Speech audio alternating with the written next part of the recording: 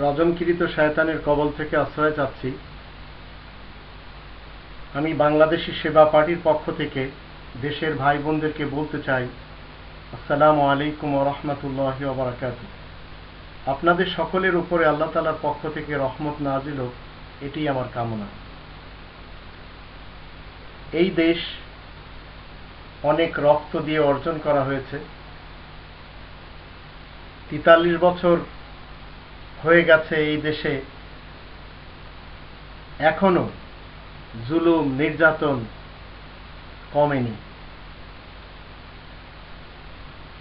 কোরআনে যদি আমরা দেখি, কোরআনের ভিতরে ৫ নম্বর সূরা আল মাইদা এর ৩২ নম্বর আয়াতে আল্লাহ রাব্বুল আলামিন বলছেন, মিন আজলি যালিকা কাতাবনা আলা বানি ইসরাঈল আন্নাহু মান কাতালা নাফসান বিগাইরি নাফসিন আও ফাসাদিন ফিল আরদ ফাকান্নামা কাতালা আন-নাস জামিআ ওয়া মান আহইয়াহা ফাকান্নামা আহইয়া আন-নাস জামিআ ওয়া লাকাদ জাআতহুম রুসুলুনা বিল বায়িনাত থুম্মা ইন্না কাসীরাম মিনহুম বা'দা যালিকা ফিল আরদি লামুসরিফুন।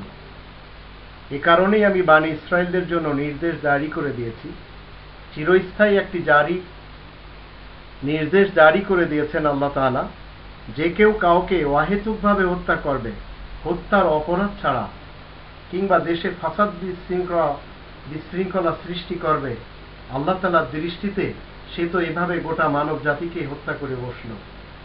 আর যে ব্যক্তি একটি লোককে বাঁচাবে, সে তো গোটা মানব জাতিকেই বাঁচালো। তাদের কাছে তো সুস্পষ্ট নিদর্শন নিয়ে আমার রাসূলগণ এসেছে, তবুও তাদের মধ্যে অনেকেই এর পরেও দুনিয়ার বুকে অনেক বাড়াবাড়ি করতে লেগেছে। খুনিরা জানে না ইসলাম কি জিনিস, খুনিরা জানে না কোরআন কি জিনিস। খুনিদের নাম হয় শুধু মুসলমান, খুনিদের নাম হয় শুধু হিন্দু, খুনিদের নাম হয় শুধু বৌদ্ধ, খুনিদের নাম হয় শুধু খ্রিস্টান, খুনিদের নাম হয় শুধু ইহুদি। খুনিরা জানে না ইসলাম কি জিনিস, খুনিরা জানে না কোরআন কি জিনিস। খুনিদের একটি ধর্ম, সেটি হলো এই পৃথিবী ডিস্ট্রয় করার জন্য তাদের সর্বরকমের প্রচেষ্টা, দেশকে ধ্বংস করার জন্য তাদের কাছে মানুষ খুন করাই হলো সবচেয়ে বড় আনন্দের বিষয়। খুনিরা পৃথিবীতে নির্মম হয়, পাষণ্ড হয়। কারণ কি? কারণ তারা ইবলিস, তারা শয়তান। এই খুনিরা পৃথিবীর যেখানেই থাকুক না কেন, এরা মানুষ খুন করে উল্লাস করে। 13 বছরের ক্ষুদে একটি শিশু, তার উপরে অভিযোগ কি? ভ্যান চুরির।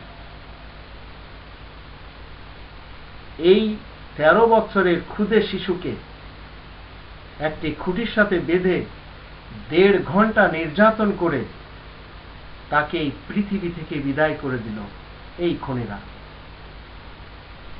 উল্লাস করলো তারা।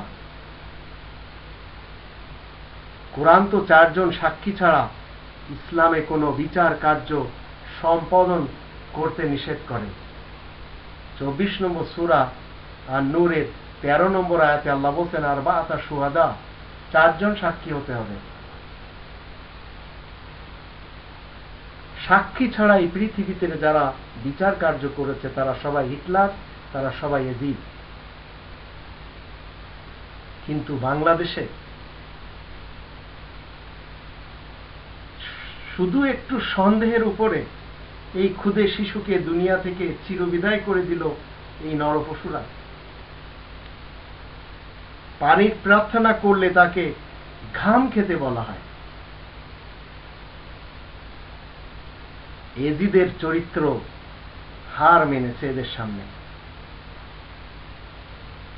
এই ক্ষুদে শিশুর চোখ, মুখ এবং শরীরকে মেরে যাতনা দিয়ে ফুলিয়ে ফেলেছে। আমি বাংলাদেশি সেবা পার্টি করি, দেশের ভাই বোনদেরকে বলতে চাই, জীবনে ক্ষমতা হাতে আসুক চাই না আসুক, সত্য কথাগুলো বলে যদি আমরা আল্লাহ তাআলার সামনে যে দাঁড়াতে পারি, তাহলে সেটাও আমাদের জন্য ধন্য। আমাদের দেশে একটি সংবিধান রয়েছে, সেই সংবিধানে আইন রয়েছে। আমাদের সংবিধানের আইন এই কোরআনের দৃষ্টিতে অনেক কোরআনের কাছে, আপনি যদি স্টাডি করেন দেখতে পাবেন। কিন্তু 43 বছরে কোনোদিন এদেশে ন্যায় বিচার, সুষ্ঠু বিচার হয়নি, আগামীতে হবেও না। জালেমের হাতে যখন দেশ চলে যায়, তখন সেখানে শুধু নির্যাতন হয়। মিডিয়া জগৎ যখন জালেম শাসকের হাতে বিক্রি হয়ে যায়, তখন সেখানে কোনো ক্রমে আল্লাহ তাআলার রহমত আর থাকে না। এই ক্ষুদে শিশু, একে এত যাতনা দিয়ে মারা হলো, মারার পরে ডিজিটাল কায়দায় তার লাশকে গুম করার জন্য চেষ্টা করা হয়েছে।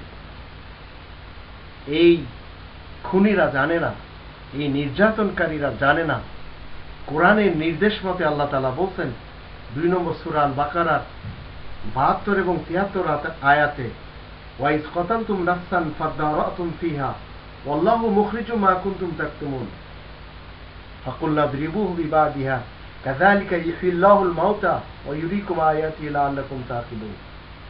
আপনি পৃথিবীর যেখানে মানুষ খুন করেন না কেন, এই খুনিকে আল্লাহ প্রকাশ করে দেন। লাশ যেভাবে আপনি গোপন করেন না কেন, লাশকে আল্লাহ তাআলা উঠিয়ে দেন। আল্লাহ তার কৌশল করে যান। আর এই খুনিরা, তারা পৃথিবীতে তাদের কৌশল করে যাচ্ছে। কোরআনের নির্দেশ মতে খুনিরা কখনো পারে না তাদের পাপকে ঢাকতে। 4th শ্রেণী পর্যন্ত পড়েছে এই ছেলেটি। রাজন সবজি বিক্রেতা ছিল। একটি ভ্যান চুরির আরোপে তাকে এই পৃথিবী ছেড়ে চলে যেতে হলো এই 13 বছর বয়সের ক্ষুদে শিশুকে। চুরির অপবাদে চলে যেতে হয়েছে। কোনো সাক্ষী নেই। নৃশংসতা আর বর্বরতার চাদর এদেশের অনেকে পড়ে আছেন। প্রতিদিন এই ধরনের ঘটনা এই ক্ষুদ্র একটি দেশে কোথাও না কোথাও ঘটছে। কখনো স্বামী স্ত্রীকে গাছের সাথে বেঁধে পিটাচ্ছে, কখনো ছোট ছোট মেয়েদের সাথে ধর্ষণ করে তাদেরকে মেরে ফেলে দেওয়া হচ্ছে, কখনো ছোট ছোট মেয়েরা তারা এই নির্যাতন সহ্য না করতে পেরে আত্মহত্যা করছে। নির্যাতন এত বেশি আমাদের দেশে হচ্ছে ক্ষুদে শিশুদের উপরে।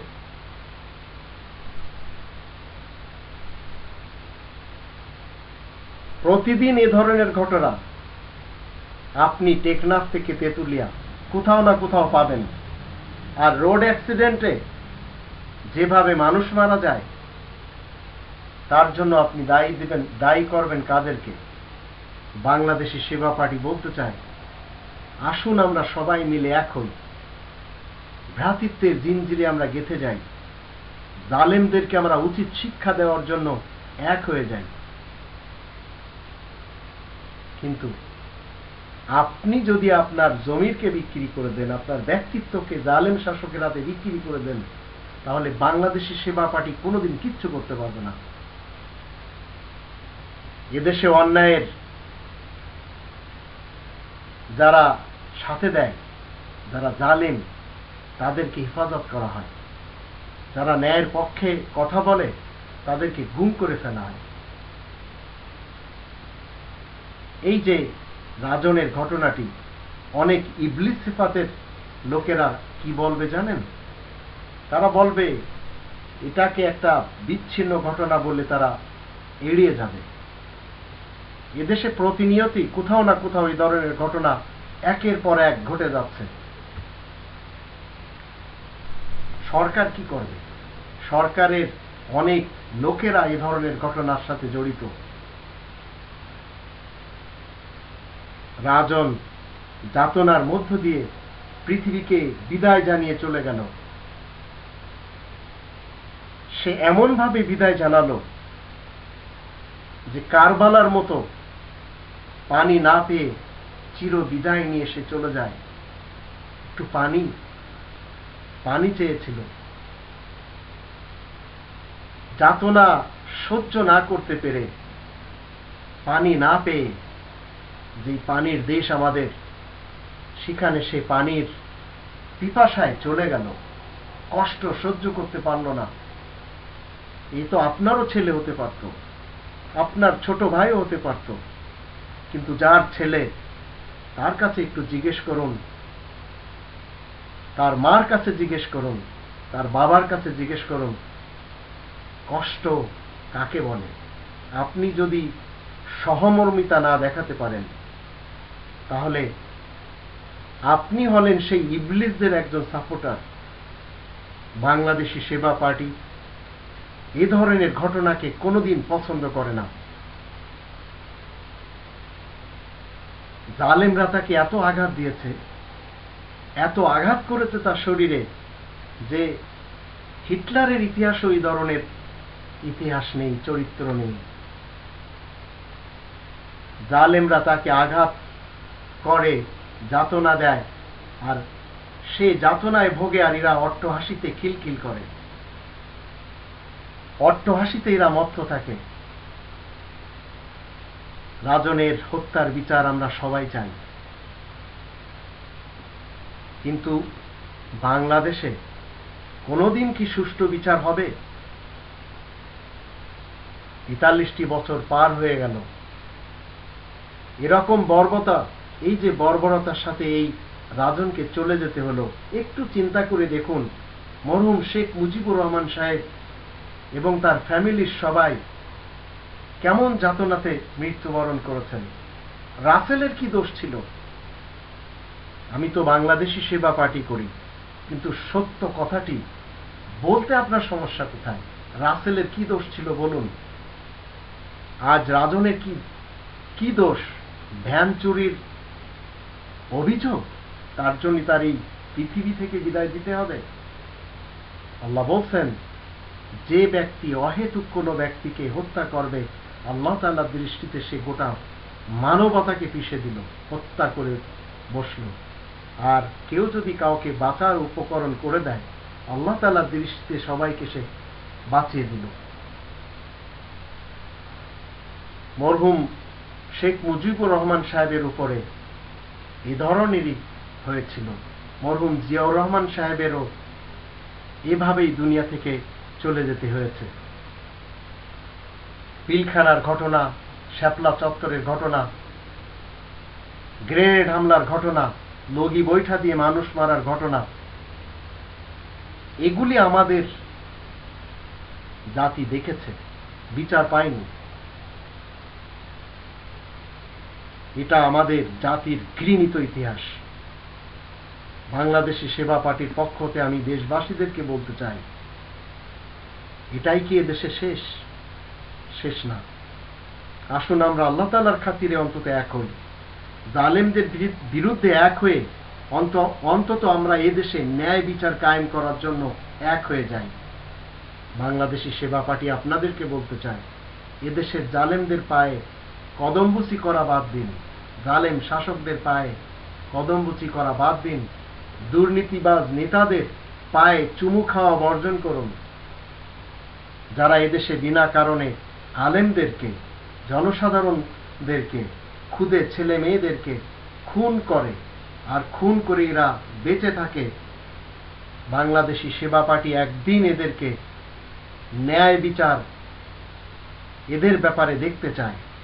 আল্লাহ যদি শক্তি দেন, আপনারা যদি আমাদের সাথে এক হন, আমরা সবাই মিলে বাংলাদেশকে জালেম থেকে মুক্ত একটি দেশ আমরা গড়ে নিতে পারবো ইনশাআল্লাহ।